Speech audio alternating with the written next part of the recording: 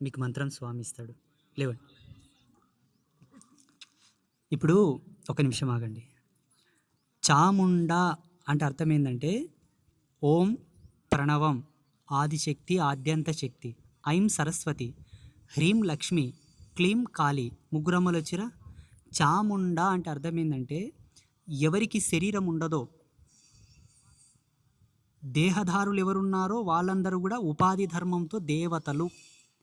దేవతల కన్నా అతీతమైనది ఎవరో, ఎవరికి శరీరం ఉండదో, ఎవరికి ముండదేహం ఉండదో, ముండం మీన్స్ బాడీ, ఎవరికి శరీర ధారణ అవసరం లేదో ఆయమనే.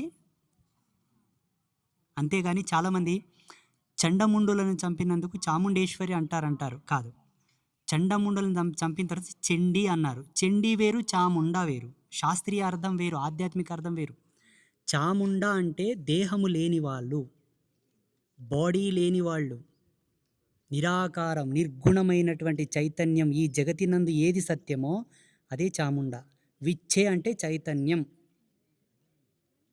అర్థమవుతుందా? ఇది చాలా తక్కువ మందికి తెలిసిన యోగార్థం, తత్వార్థం. గ్రాంధిక అర్థం కాదు. గ్రాంధిక అర్థము బహు విధములుగా ఉంటుంది.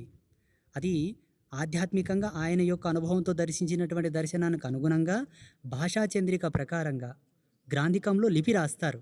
దానికి అర్థాలు, నానార్థాలు, ఉపార్థాలు ఉంటాయి.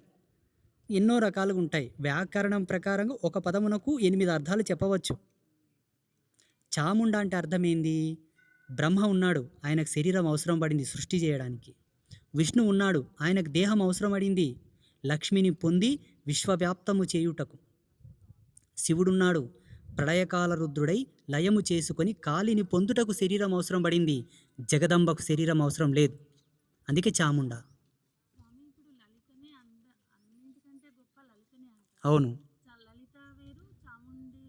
లలిత అమ్మవారు. ఇప్పుడు పరాశ్రీ స్వామి.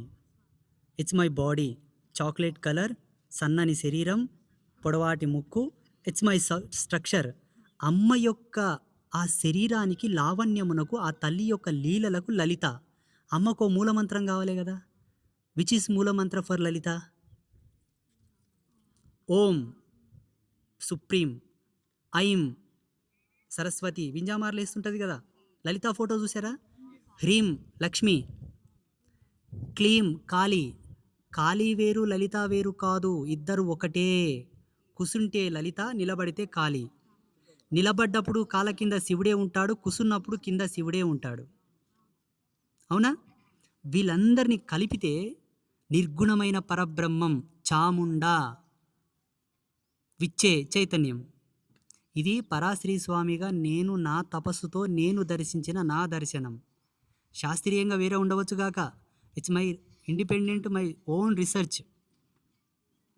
ఇది మీకు అర్థమయ్యి మీకు ఒప్పితే, మీకు కరెక్టే అనిపించి క్లారిటీ వస్తే ఒప్పుకోండి. లేదా వేరే గురువులు వేరే విధంగా చెప్తారు, వాళ్ళది కరెక్ట్ అంటే వాళ్ళని నమ్మొచ్చు, నేను చెప్పింది కరెక్ట్ అంటే నాది నమ్మొచ్చు. ఎవరి అభిరుచి వాళ్ళది. మీకంటూ ఒక సెల్ఫ్, మీకు ఒక సొంతమైనటువంటి విషయ పరిజ్ఞానం పెట్టాడు భగవంతుడు. తర్కించాలి మీరు కూడా. ఎవరేం చెప్తే అది నమ్మకూడదు.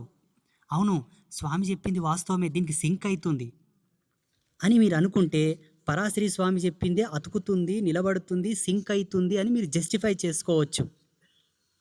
అర్థమవుతుందా? అయిందా? మీరు చూడండి, ఎక్కడన్నా లలిత అమ్మవారు నిలబడ్డట్టు ఫోటో చూసారా? ఎక్కడన్నా కాళికాదేవి కూసున్నట్లు చూసారా? ఇది సత్యం. అమ్మ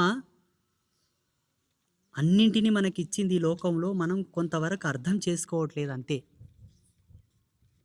శుభమస్తు, ఇక మీరు వెళ్ళవచ్చు.